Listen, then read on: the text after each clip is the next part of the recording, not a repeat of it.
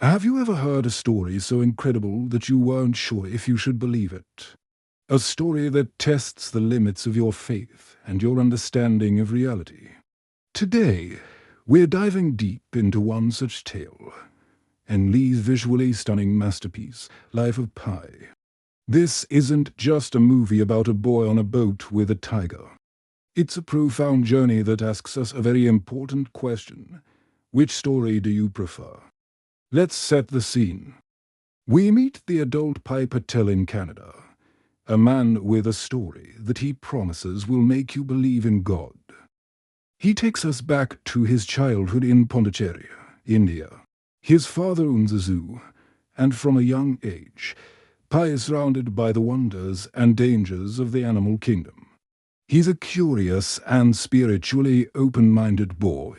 While his father is a man of science and reason, Pi finds himself drawn to multiple faiths. He embraces Hinduism, Christianity, and Islam, seeing the beauty and truth in each.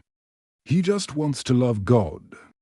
This spiritual curiosity is a core part of his identity, and it becomes the foundation for his incredible resilience later on. The family decides to move to Canada for a better life. They sell the zoo animals, pack up their lives, and board a Japanese cargo ship, the Simpson. And this is where Pi's world is turned upside down. A violent storm rages in the middle of the Pacific Ocean. The ship sinks in a terrifying sequence of chaos and destruction. In the confusion, Pi is thrown onto a lifeboat. He watches in horror as the massive ship, carrying his family and all their belongings, disappears beneath the waves.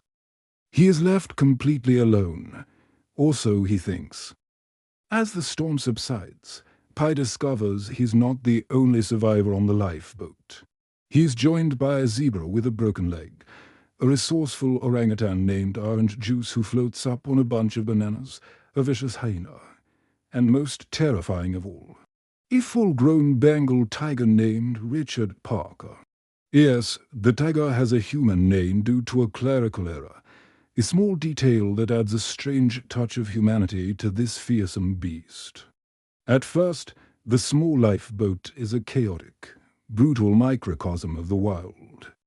The hyena, ruthless and opportunistic, preys on the injured zebra, then kills the gentle Orange Juice. It's a grim, heartbreaking display of the harsh laws of nature. Pi is terrified, huddled at one end of the boat, certain he's next. But then, in a shocking turn, Richard Parker emerges from under the tarp that covers half the boat. The tiger, the apex predator, swiftly dispatches the hyena. Now, only two survivors remain, a teenage boy and a 450-pound Bengal tiger. This is where the true heart of the story begins. How do you survive on a 26-foot lifeboat with a deadly predator? Pi's initial instinct is pure fear. He builds a small, flimsy raft and tethers it to the lifeboat, putting a precarious distance between himself and the tiger. He has a small stash of emergency supplies, biscuits, water rations, and a survival guide. The guide becomes his Bible. He learns to fish, to collect rainwater, and to navigate the vast, empty ocean. Survival is a daily, grueling battle.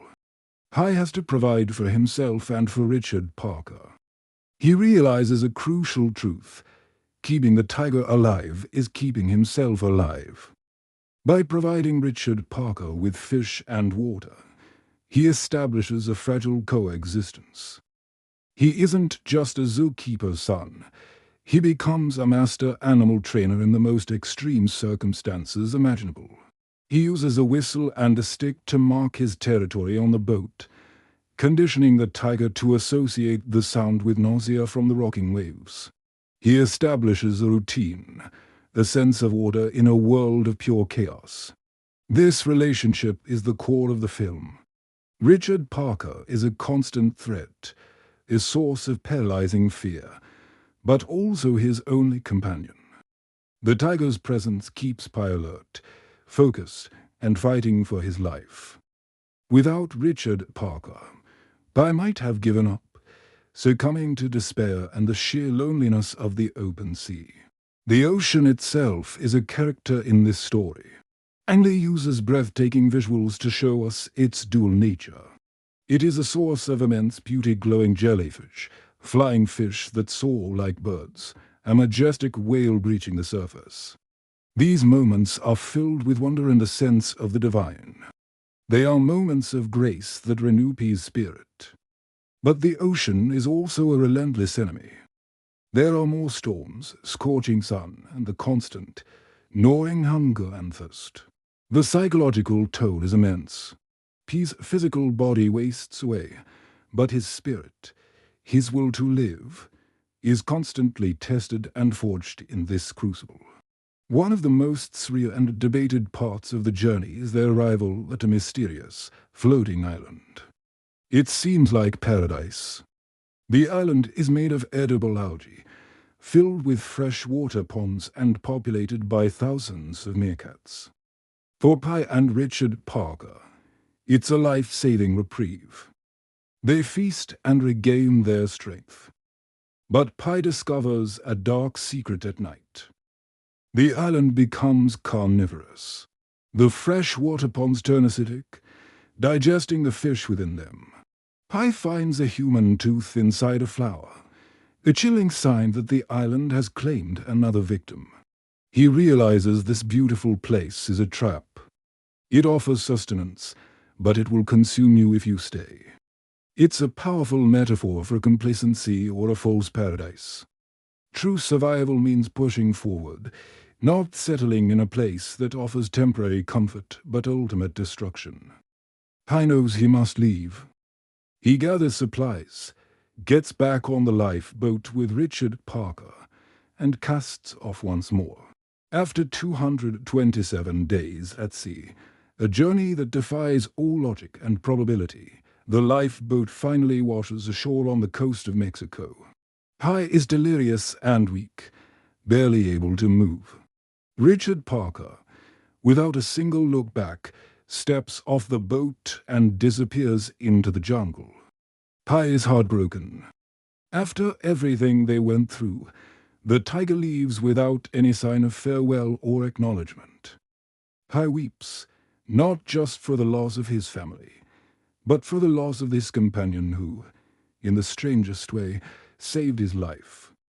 He is rescued by locals, and his unbelievable ordeal is finally over. Now, we come to the film's brilliant, thought-provoking conclusion. Two officials from the Japanese Ministry of Transport arrive at Pi's hospital bed. They need to file a report about the sinking of the Simpson. Pi tells them his story, the story we just saw, with the zebra, the orangutan, the hyena, and Richard Parker.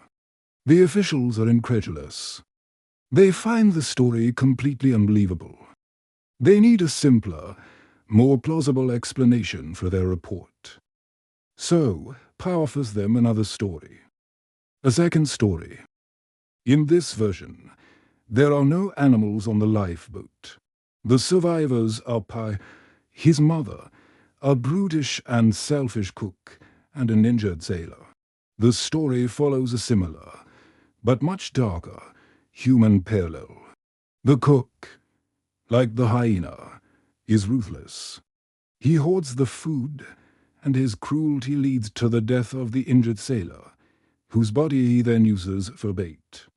In a heated argument, the cook kills Pi's mother. Enraged and pushed beyond his limits, Pi kills the cook. In this story, the survivors on the boat were Pi himself, the sailor representing the zebra with the broken leg, his mother representing the gentle orangutan, and the cook representing the savage hyena. And who is the tiger? Richard Parker. Pi himself. The tiger is the ferocious, primal part of him that he had to embrace to survive the horrors he witnessed and committed. Richard Parker was the instinct, the rage, and the will to live that took over when the gentle, spiritual boy could no longer cope.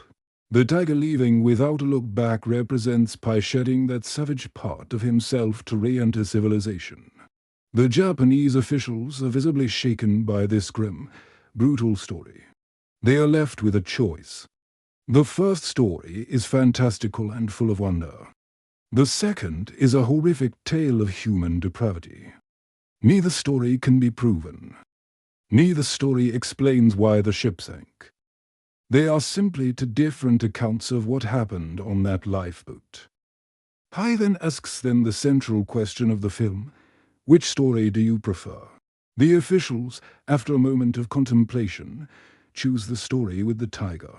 The official report reads that Pai Patel survived 227 days at sea with a Bengal tiger. As Pai says, and so it goes with God. This is the genius of Life of Pai.